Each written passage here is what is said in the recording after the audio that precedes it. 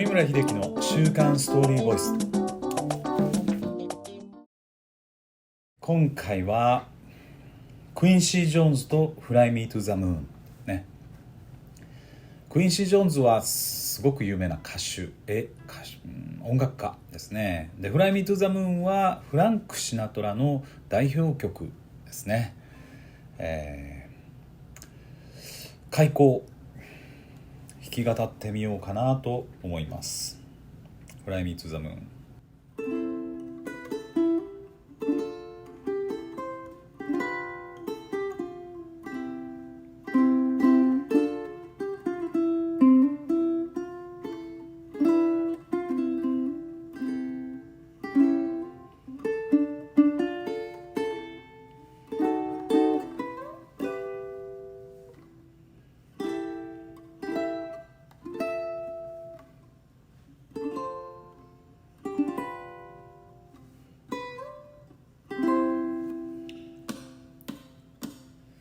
Fly me to the moon and let me pray among the stars. Let me see your space like a Jupiter and Mars. Another word, hold my hand. Another word, baby, kiss me. Fill my heart with song, I'll love you, sing forevermore. You are all I long for, love, worship, and adore. Another word, praise me true. Another word, I love you.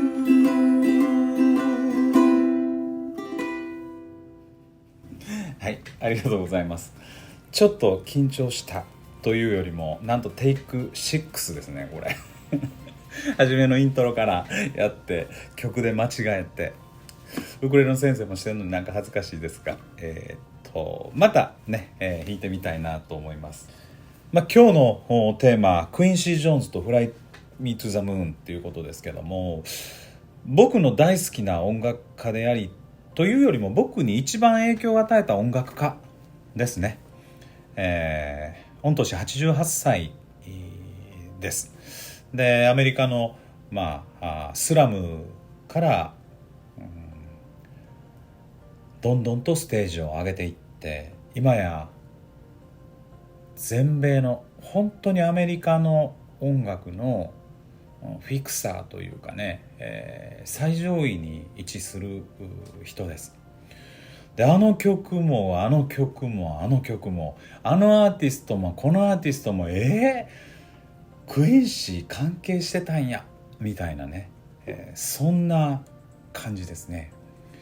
で、改めてこう調べて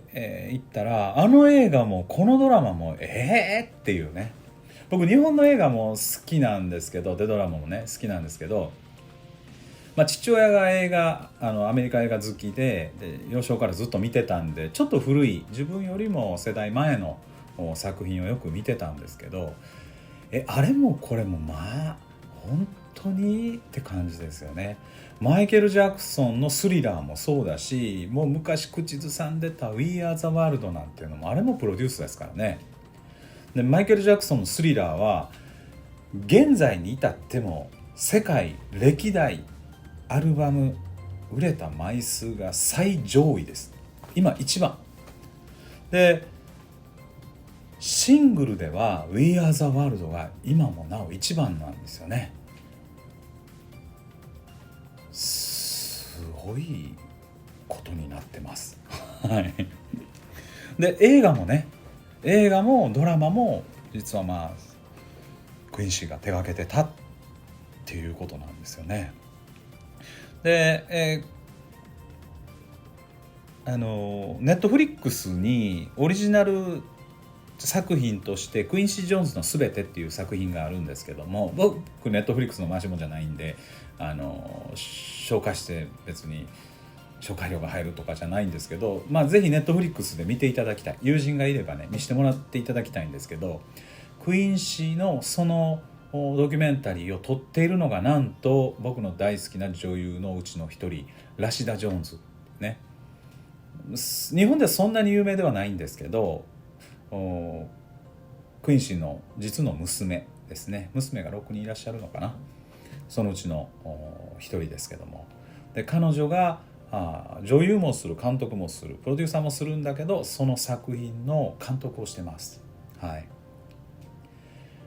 クインシーの生い立ちから現在に至るまでをすごくうまく表現してますよね。はい。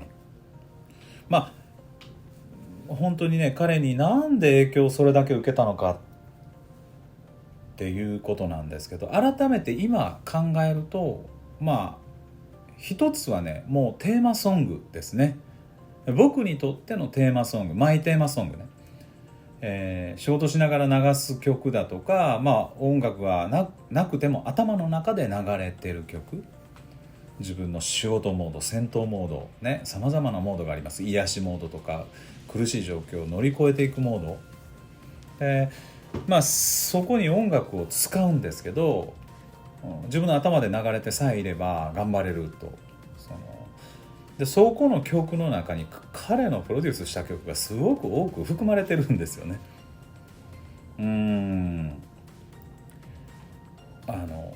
Just Once っていうね、B 級映画の最後クライマックスで流れる曲、ジェームス・イングラムという歌手の歌ってる曲なんですけども、それもクインシーのプロデュースだったんだということですよね。だからジェームス・イングラムだけ知っててもクインシーが後ろにいるってことを知らなかったわけですよね。どっかでつながっていく。で彼のことをどんどん調べていけば、あれってなっちゃうっていうね。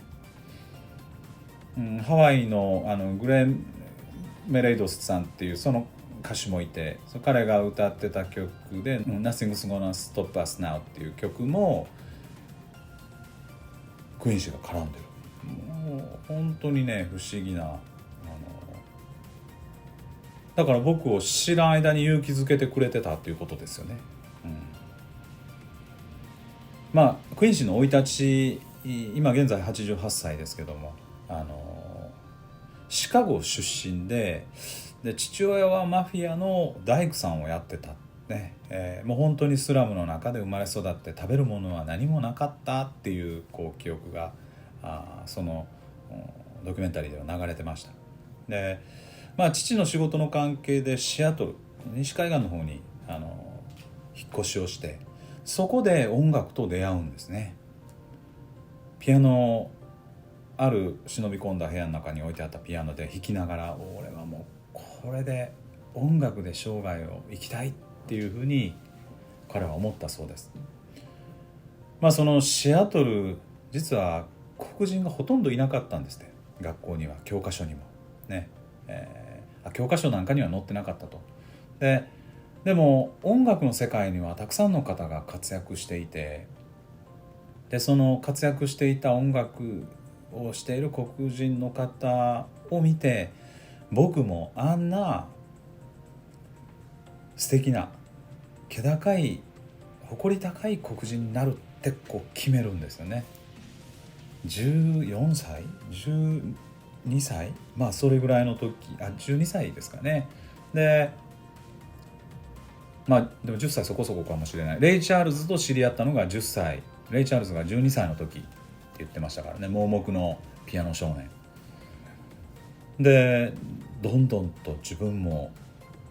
習っていくんです、楽器を。トロンボーンに、でトランペットに、で管楽器ですよね、金管楽器で、それでもう14歳にはジャズクラブで歌ってる、演奏してる楽団の中に入れてもらうんですよね。それが彼の人生の、音楽人生のステージアップ。いろんなところにバスで30人ぐらいのチームで動いては演奏しもう何十日と連続で演奏する。全米各地を回っていく。楽器を学び、楽譜を学び、音楽用語を学び、次にツアーを学ぶ。チームで演奏することを学び、で歌手とのバランスね、指揮してる人、指揮者とのバランス、こういったことを学んでいくんですね。楽団を作るんですよ。いずれ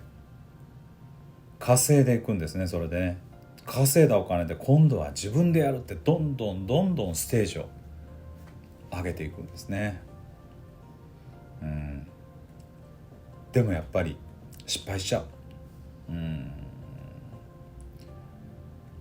まあ金管楽器だけをやってた人が楽団を作るにはやっぱそんな簡単ではない。お金だけあったらできるってもんでもないので、なんと彼はそれをフランスで管弦楽団を学びに行くんですね。いわゆる留学ですよね。音楽留学。本当に思い立ったらすぐにっていうね。でそれで学んで帰ってきて自分の楽団を、クインシーの楽団を持つんですけど、失敗しちゃうっていうか、お金も尽きてしまう。やっぱり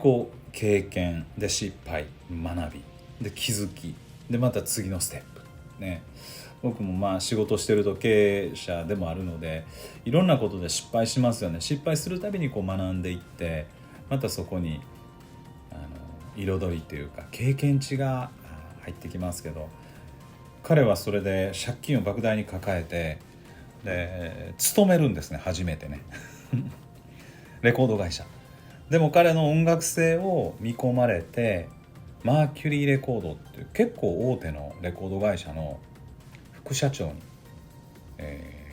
なるんですね。そこから今度はビジネスを学び、経営を学んでいくんですけども、たくさんの新人発掘、いわゆるデモテープから才覚のありそうなアーティストを引っ張り出して、でフィーチャー、いわゆる売り込んでいくっていうことですよね。でそれでやっぱりどんどん大成功していく。その先にマイケル・ジャクソンも入ってくるわけですけど、でもそんな彼の活躍を見て、なんと彼の人生をさらにガーンと世界レベルに引き上げるフランク・シナトラとの出会いがあるんですね。なんとフランクから直接電話かかってくるんです。で、君ちょっと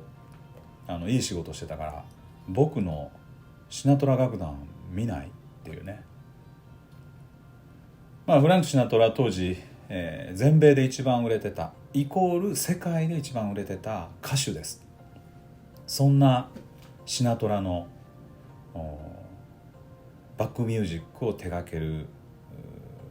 いわゆるオーケストラというかね、楽団ですよね。ここを彼が見ることになるんですね。でいろんな曲のフィーチャー、プロデュー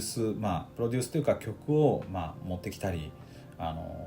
で編曲したりっていうことをどんどんやってた。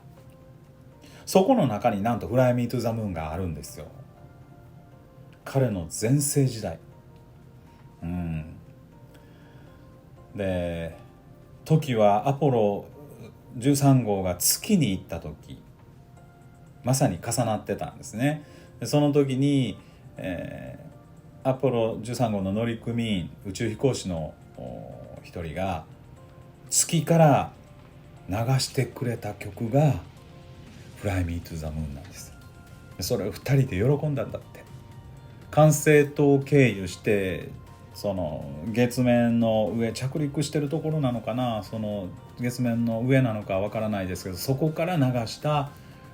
曲が Fly Me to the Moon、 私を月に連れてって。しゃれてますよね。で彼はね、僕の生涯を、人生を教えてくれたのはレイチャールズでフランク・シナトラだって言ってます。もうかなりの重職を任されて、でそれに必死でついていったんだと思うんですね。マキュリーレコードを離れてもう専念していくわけですからね。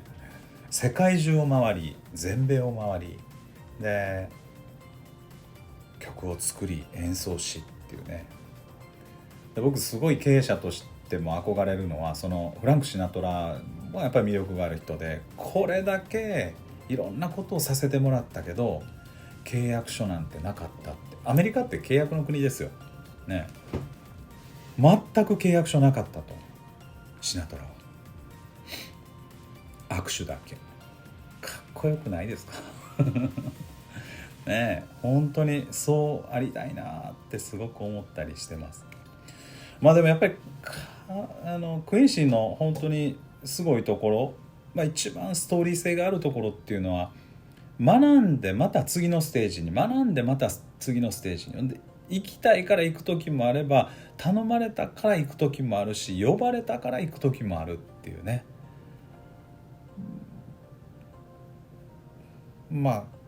お手本にしたいですよね。でシナトラとのその仕事を一通り終えて、彼の中でふつふつと湧いてくるんですけども、それは映画音楽への進出なんですね。もはやクインシー・ジョーンズっていうと本当に音楽家なんだけどジャンルを問わない。でこれはジャズミュージシャンでは決してないっていう、音楽プロデューサーであり、その卵を発掘したりすることもできるし、映画のサウンドもやっていくんですね。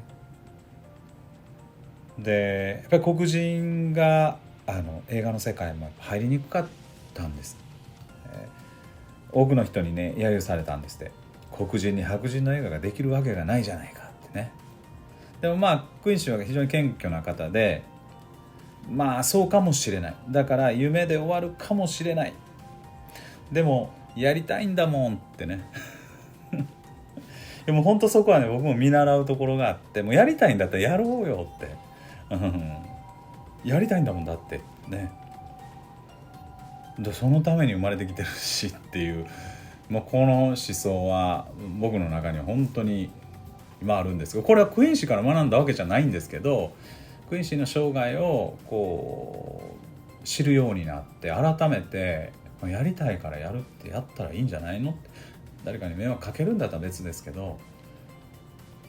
多くの人がね黒人に白人の映画サウンドが作れるわけがない言われたってやるんですよ。で彼は何を考えるかというと、ロサンゼルス、ニューヨークからロサンゼルスに移り住んで映画を徹底的に学ぶんです。撮影現場、俳優で、そして映画サウンドで自分のまた一つ確立したものを作っていくんですね。その学ぶ、やっぱり今知らないものを学んでいく。でこのバイタリティっていうか一歩一歩前進ですよね。でなんと今はね、映画音楽は51の映画、ドラマの楽曲を制作してるんです。オリジナル曲でかつ1000曲以上、すごい曲数ですよね。僕なんかウクレレで10曲ぐらい曲作ったことあるんですけど、もうそれはそんな簡単じゃないですね。もうど素人の本当にレベルですけど、映画をで51の作品ですからね。でなんとね、映画音楽に関わらないところでいくと2900曲以上もシングルの曲を収録して、アルバムは300以上です。さっきもお伝えした通り、それのシングルの世界最高位が We Are the World であり、アルバムの世界最高位がスリラーなんです。だから世界最高2つ持ってるんですよね。で僕らはちょっとその米国の受賞のことはあまり知らないですけど、アーティストが受ける賞があって、グラミー賞、一番名誉たる賞って言われるグラミー賞は79回のノミネートされてるんですね。でなんと27回受賞してます。で、そのアーティストを含めて作品や楽曲なんかを表彰する賞が4つあるんですけど、エミー賞、グラミー賞、オスカー賞、トニー賞、これを全て受賞してるんですね、クインシー。やっぱりちょっと生半可じゃないなというか、彼の生き方に、彼がすごいから今の彼の歩んできた道がなんか感動するんではなくて、彼がそのすごい成績を収めてなかったとしても、僕には彼の歩み、やりたいから始めてどんどんそこの中に入っていって、でそこで勉強して学んで実践して挫折してまた学んで価値観を変えてって、そういうものが全部自分のものになっていって、次のステージへ次のステージへって引き上げていった。やっぱりその生き方にものすごくこう共感するというか力をもらうんですよね。このストーリー、彼の生き様イコールまさにストーリーで、その彼が関わってたフライミーツ・ザ・ムーンがまた僕の一番好きな曲だというのもまたね、新しい曲も好きですよ。で日本の曲も好きで、なんかフラッシュダンスとこの今回のねクインシーって言ってもやたらアメリカかぶれのって思われるかもしれないですけど、アメリカも好きでアメリカもよく行きますけど、日本も大好きで日本の作品もね、案内しようと思いますけど、今日は僕の人生に多大な影響を音楽面で与えてくれたクインシー・ジョーンズと、で僕が大好きなフライ・ミー・トゥ・ザ・ムーンの、紹介をしてみました。レイ・チャールズもフランク・シナトラも大好きなんで、どっかの機会にでクインシーの実の娘であるラシダ・ジョーンズが出てる作品も、本当にいろいろ紹介したいものがあるのでね、この機会にストーリーボイスで、皆さんにお伝えするために、まだまだ視聴者の数は少ないんですけどね、でもこれがどんどん大きくなっていくことを夢見て勉強して1週間で勉強して間違いのないようにお伝えしていきたいなと、もし間違ってたりしたらこそっと教えていただけたらなと思いますし、で何よりもコメント欲しいんですよコメントに返信してみたいのはい、だからぜひコメントをね書いていただいて、この曲もあの曲もこのアーティストどうですか、この作品どうですか、この映画どうですかとかね、いうのを言っていただいたら、僕が、僕のエンジンになったものだったらちょっと勉強して、さすがに1週間では返せないと思うんですけど、